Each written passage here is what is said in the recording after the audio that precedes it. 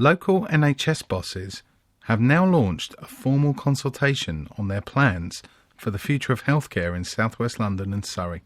Their preferred option is to remove all acute services from Epsom Hospital and St Helier Hospital.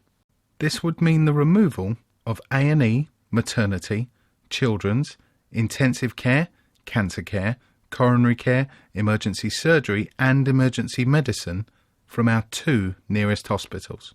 They say that they would like to provide a single new acute facility to replace those services.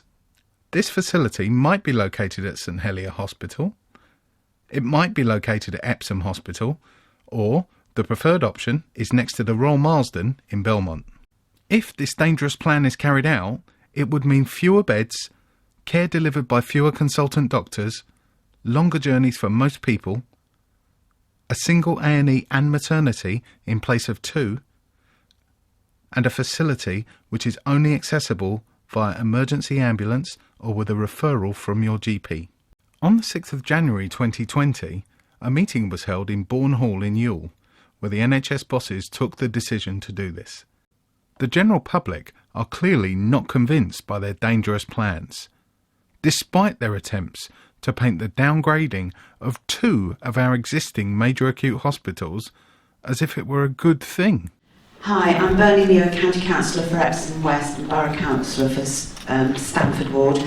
My concerns, I have attended most of the meetings that have happened over the last few years, and every time I look at the data, there seems to be an issue of, 1, not establishing the right targeted population increase in not just our borough but the surrounding boroughs, but also for the transport, because with a projected 30,000, for instance, population here in Epsom and the surrounding areas, our roads are going to be significantly more congested.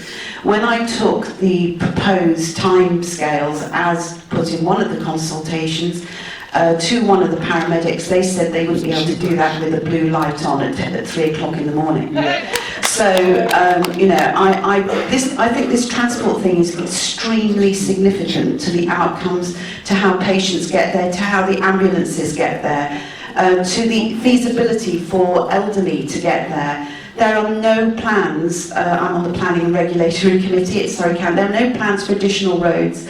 There's no mitigation, and the figures are, as far as I can see, blatantly wrong for what is supposed to be a projected transport target and the population, likely population increase. If you put those 2 together, that is a very dangerous cocktail. What is your answer to that? And can you please show us today the proper figures that you should be dealing with on population increase and likely transport? Sorry, I missed your name. Bernie. On the travel analysis, that was done by an external company who is an expert in these areas, and they've also tested that with people. However, we are moving into consultation phase.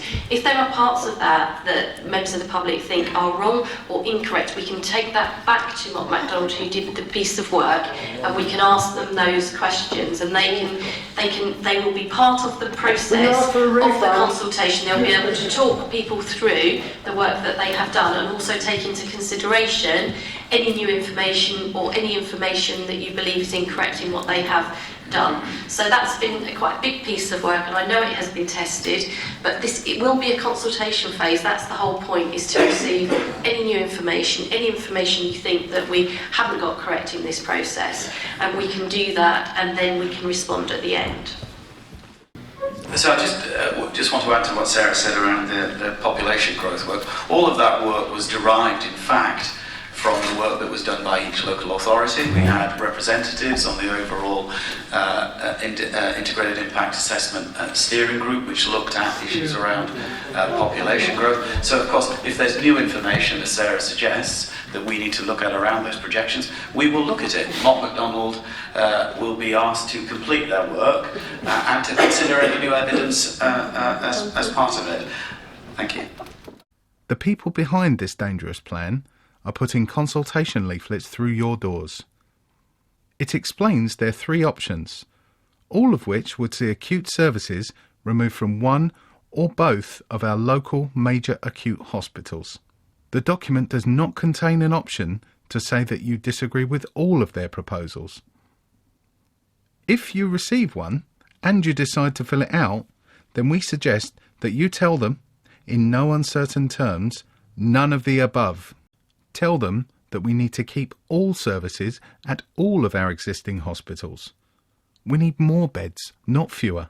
We need more doctors, not fewer. We need more hospitals, not fewer. We need more capacity, not less. And you might like to sign our petition at koshh.org/petition. This might be our last chance to save our local hospitals.